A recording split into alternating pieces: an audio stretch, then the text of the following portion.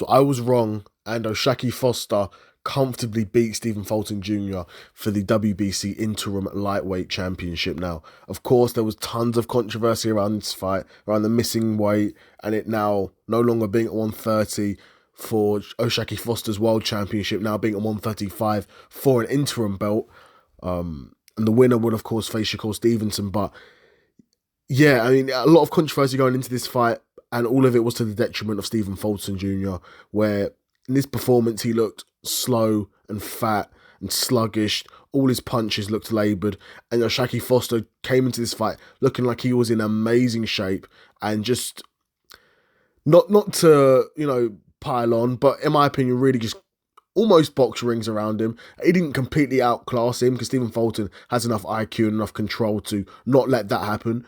But Oshaki Foster was just getting the better of him, in my opinion, for the most part in the exchanges. Oshaki Foster was the more sharp, more crisp boxer, right? Foster was going in there, landing his combinations, getting out of there, being hard to hit. And Fulton just, like I said, was too slow.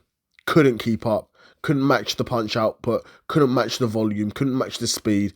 And Oshaki Foster won the fight. I mean, this was a fight going into it that I was really excited for because I know how good both guys is. I did pick Stephen Fulton going into this fight, but seemingly the bad weight cut, and people are saying he's not living the life in and outside of training.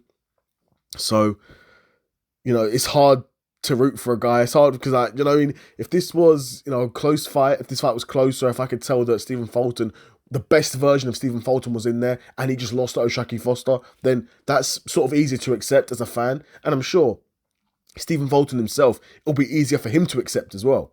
But when he shows up like this, overweight, slow, sluggish, can't even keep the pace. When you show up like that and you lose, you're just angry at yourself because it's self-inflicted, right? There is a world where Stephen Fulton could beat an Oshaki Foster in my opinion.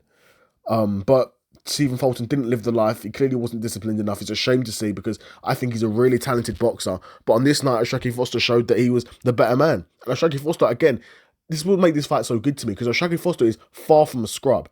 Yes, he's lost before, but if you've seen him in his recent fights in particular, this dude's slick, he's hard to hit, and he punches hard and fast. He's a handful for anyone.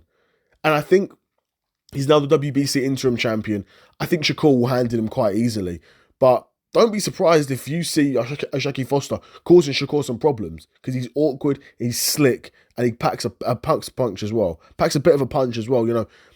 He's not got a crazy knockout record on his resume, but guys aren't walking through his punches. I know.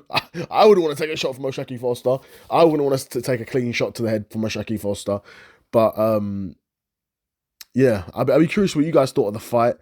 Was you surprised by Stephen Fulton's performance? Was you expecting him to be better? Or do you think it was almost even Oshaki Foster being so good that Stephen Fulton could never really get comfortable, could never really, find his pace, find his rhythm? Because Oshaki Foster was on him. Oshaki Foster was making him pay for missing weight. So it was a really good performance from Oshaki Foster. But yeah, let me know what you guys think of course, the win, the fight, and what do you think's next for both guys. Let me know in the comments below. Another episode of the Seth Solo Side Quest in the bag, and I'm out. Peace.